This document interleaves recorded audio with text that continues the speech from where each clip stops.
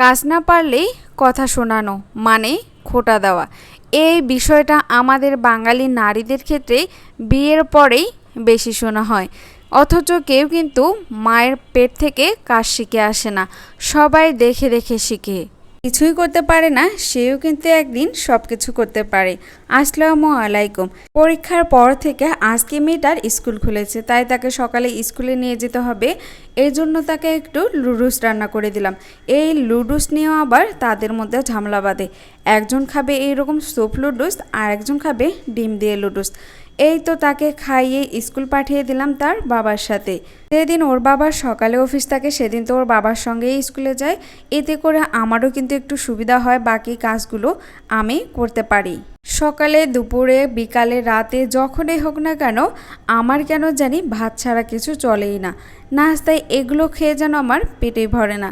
তাই সকালে কি খাবো ভাবছিলাম, রাতের একটু ভাত ছিল, তাই ভাবলাম যে একটু শিং মাছ রান্না করি।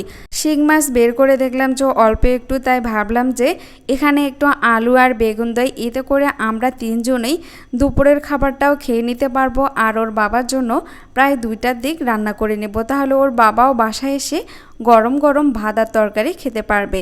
তার জন্য এই তো এখানে আমি শিং মাছ রান্না করতে বসিয়ে দিলাম। আমার সবচেয়ে ভয়ের কারণ হচ্ছে এই রান্না করাটা। আমার বিয়ের প্রায় 7 বছর হয়ে গেল, কিন্তু শ্বশুর বাড়িতে এখন পর্যন্ত তেমন রান্না করিনি। আমার মনে আছে প্রায় 2 থেকে 3 বার আমি রান্না করেছিলাম, তাও অনেকটা বাধ্য হয়ে। শাশুড়ি ছিল অসুস্থ আর জায়েরা ছিল বাপের বাড়িতে। বিয়ের আগে তো কখনো রান্নাঘর পর্যন্ত ঢুকেইনি। কিভাবে লবণ দিতে হয়, কিভাবে হলুদ দিতে হয়, এগুলো তো আমি একটুও পারি না। বিয়ের পরও পারতাম না, কিন্তু যখন ঢাকায় চলে আসলাম তখন তো রান্না করা ছাড়া আর কোনো উপায় ছিল না। তা খুব ভয়ে ভয়ে রান্না করতাম, কি হবে কি হবে। অল্প অল্প করে লবণ হলুদ দিতাম, তারপরেও কোনো দিন লবণ বেশি হতো বা হলুদ বেশি হতো।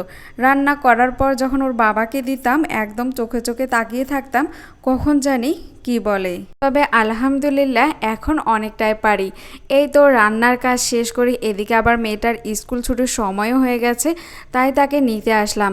স্কুলের সামনে যে দিনে খাবার বা খেলনার দোকান বসবে ও কিন্তু নিয়ে ছাড়বে, না নিলে আমাকে জড়িয়ে ধরবে না দেওয়া পর্যন্ত। এই তো ওখান থেকে একটা পুতুল নিয়েছে, তার কারণ ওর পুতুল লাগবে। বাসায় এসে এই গেটের প্রতিদিন এইরকম করবে, নিজে তো গেট খুলতেই পারবে না, প্রথমে 2-3 বার কলিং বেল দিয়ে এরকম গেট নিয়ে ঝুলতে থাকবে। স্কুল থেকে আসার পথে আবার সিংড়াও নিয়েছিলাম। গরম গরম সিংড়া আর এই সসটা দিয়ে খেতে কিন্তু খুব ভালো লাগে। এদিকে আবার ছেলেটা বলছিল ও খাবে না, কারণ ওর জন্য কোনো খেলনা নিয়ে আসেনি। এরকম একজন খেলনা নিলে আরেকজনও এরকম রাগ করে থাকে। গতকালকেই কিন্তু ও খেলনা নিয়েছিল, তাই ওর জন্য আর খেলনা কিনিনি। তারপর এই তো মেয়েটা খেতে বসলো, কিন্তু ছেলেটার রাগ কোনো রকমেই কম ছিল না। এদের মধ্যে রাগ অভিমান দেখতে দেখতে আমার দিন চলে যায়।